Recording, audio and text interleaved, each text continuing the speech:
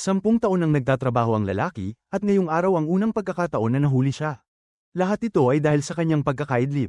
Ngunit sa halip na pag-alitan, pinangunahan pa ng kanyang boss ang mga kasama sa palakpakan. Halos maiyak sa tuwa ang kanyang mga katrabaho.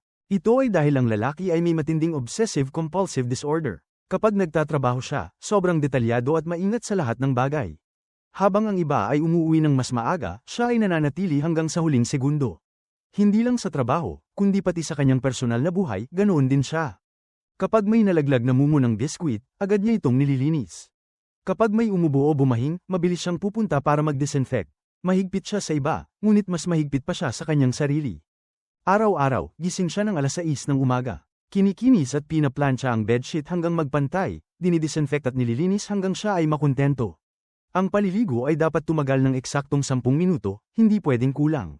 Pagkatapos, ang banyo ay walang bahid ng tubig. Lumabas siya ng bahay sa parehong oras araw-araw, tumatawid sa parehong lugar, parehong minuto, at bumibili ng pananghalian sa parehong oras. Para sa kanyang mga kasamahan, siya ay parang makina. Ngunit ngayong araw, nahuli siya. Lahat ay nagtataka kung bakit.